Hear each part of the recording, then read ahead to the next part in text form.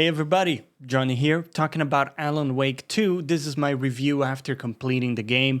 We're going to talk about gameplay, presentation, some of the technical issues that I've had, and overall the fun factor. And there will be chapters down below if you want to skip to any of those parts. Let's start with gameplay. And I want to kind of preface all the bad stuff here. So I'm going to like front load this bitch with the negatives because they are all in the gameplay piece for me. And so I want to just get that out of the way up front because otherwise this is an incredible game. So I don't want you to get the wrong impression early on that I hated the game, but I do want to be very specific about some of these things that I think are big problems with the gameplay.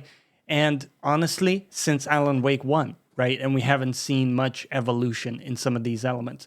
For example, the dodge is actually the same dodge animation from Alan Wake 1. And if you play that, you know it's incredibly frustrating. It doesn't perform well at all in terms of dodging in close quarters. The timing of it is really weird to get consistently. And it's a shuffle. It's not even a dodge. It's like an old man in bed, like shuffling to that's the dodge.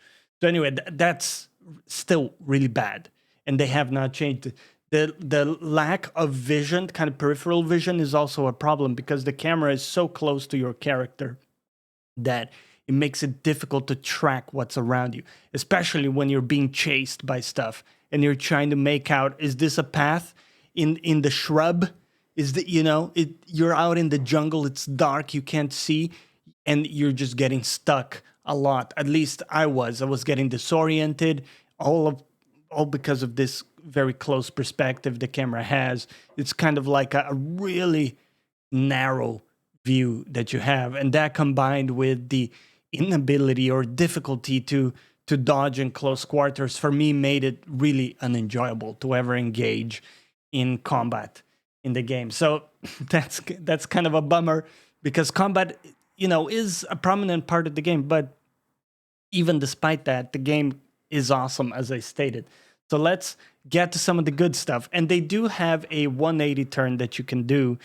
It doesn't fully solve the turning rate problem because your turn rate is very slow, but at least you can do that. So, there's something there, but I really would like to see that patched up or maybe changed up if there is another game, right? I don't ever want to see that dodge return, please. But let's move on to the overwhelmingly positive stuff, okay? The immersive exploration of this game, which, yes, I'm considering this a part of the gameplay, is like unprecedented. So the ability to walk around, taking in the scenery and the clues, how that all comes together is insanely well done here. And there's a real palpable tension in the air with the music, the vibe, the atmosphere, the visuals. It's like you're tense playing this game the whole time. So that's really well executed. And exploring the areas felt legitimately interesting. And returning to them also added new layers because certain areas are flooded or have different, environmental conditions such that when you return to them, you're able to explore them in a deeper way, in a different way. Lots of cool stuff there. I think that discovering the pages as you progress is still one of my favorite parts. I remember from Alan Wake 1, finding a page and, it's a tidbit of the story. We're understanding a bit more what's going on.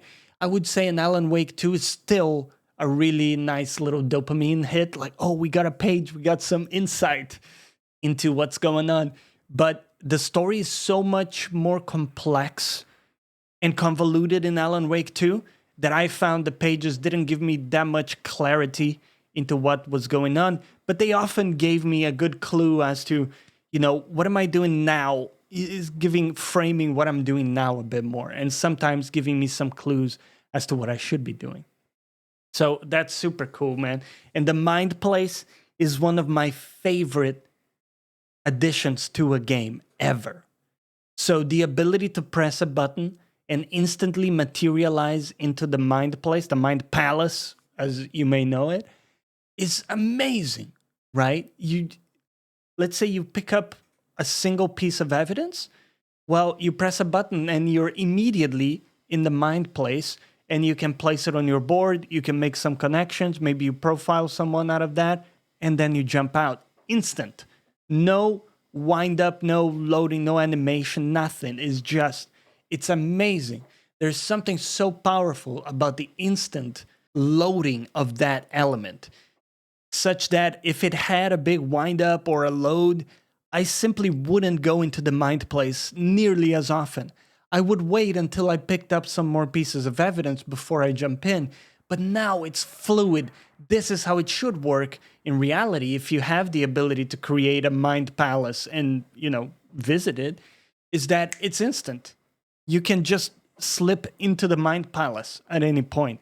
And that's the feeling you get from playing the game. So that's awesome. So let's talk about the presentation. And there's so much to talk about here, but I'm going to try to be condensed, right? I think that for me, the storytelling is amazing.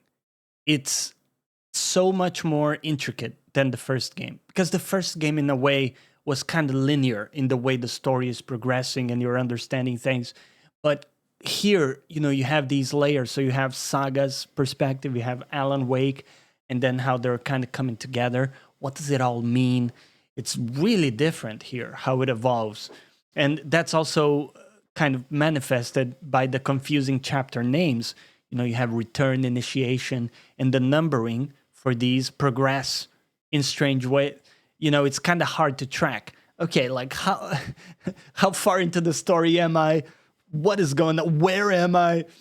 There's a lot more of that sense of just loss and not understanding stuff. At the end, it does kind of all come together nicely, but you do have that sense of being Mark Wahlberg in one of his movies, and no shade to him, but he just always looks really confused. He's like, what's going on? You know what I mean?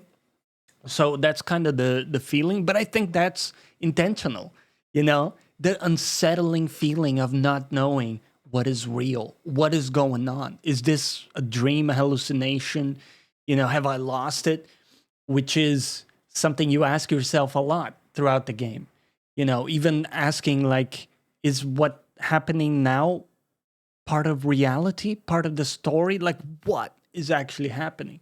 And they love doing this sort of like meta stuff. So, you go into a scene and they are talking about the game, but they're also in the game. So it's like, what's going on here? They do a great job of that. And that ties into the FMV segments, which are some of my favorite parts of this game, actually. With the TV show they do. And I don't want to mention much more, but the FMV segments are golden in this game. They are insanely good. And they also have some of the best musical segments in any video game ever. And I'm not exaggerating here. I know it sounds hyperbolic, but it actually blew my mind.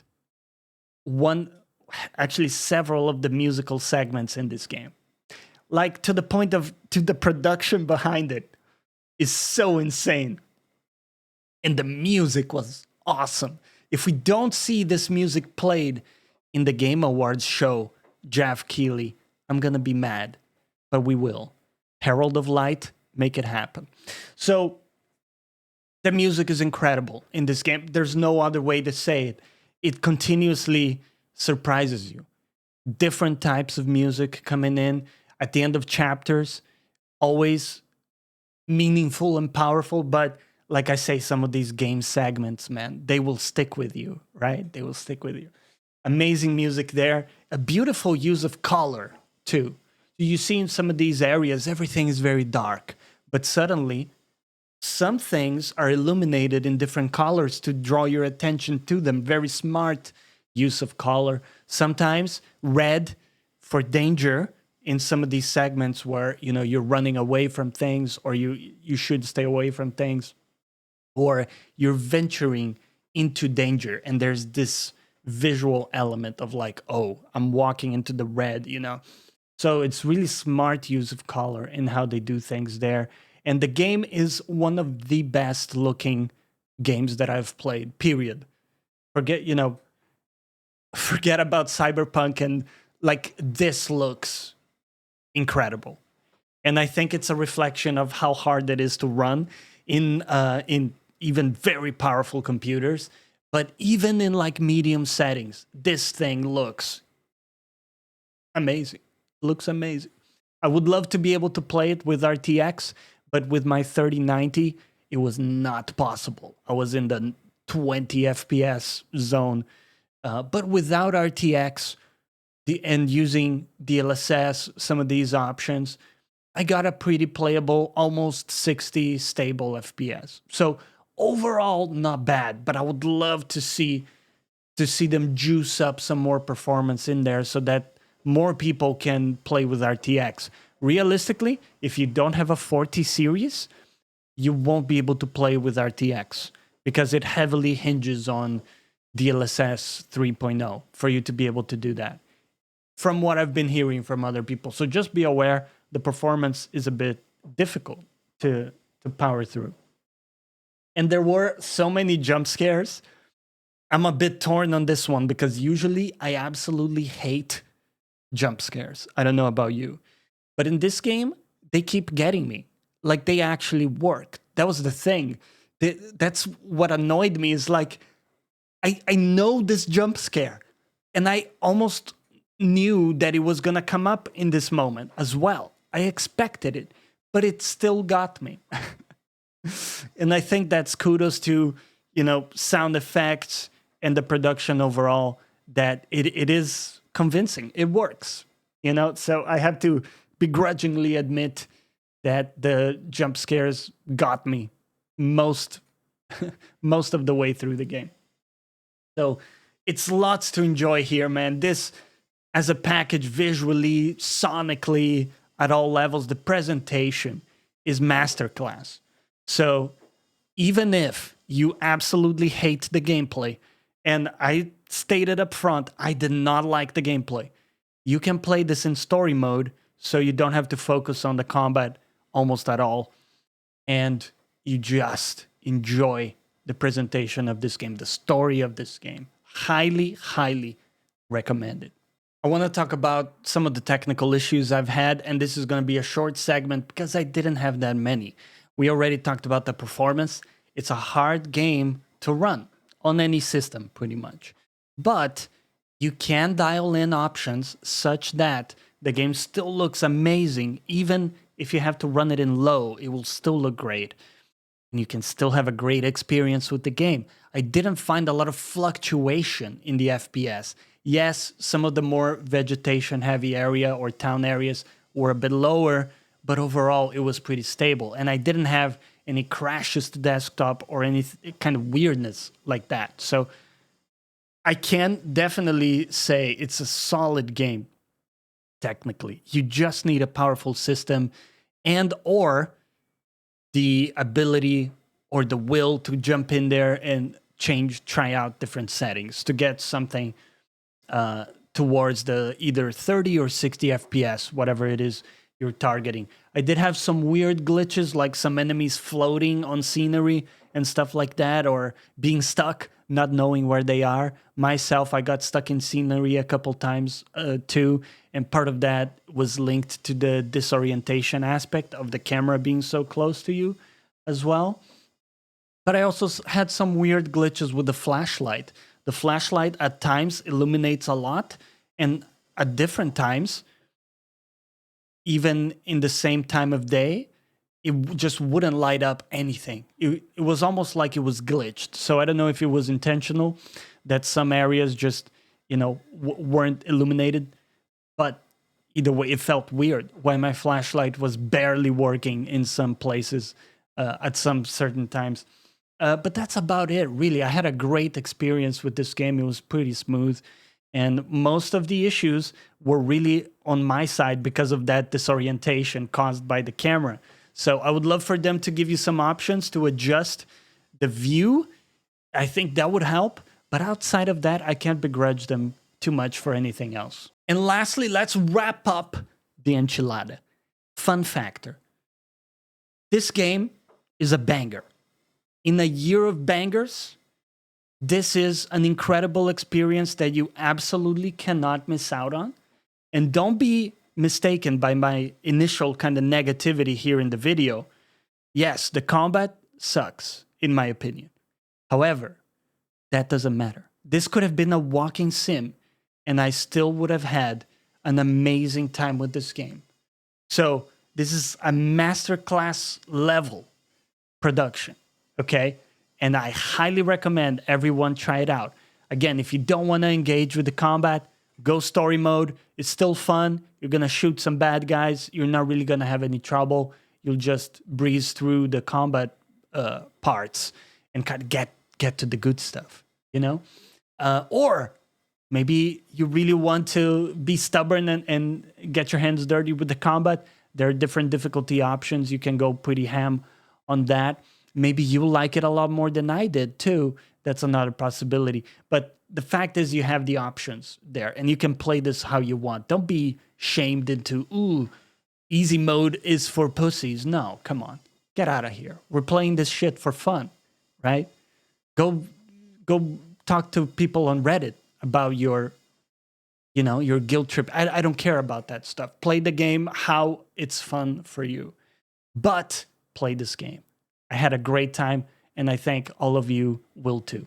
And with that, we'll see you on the next one. Take care, everybody.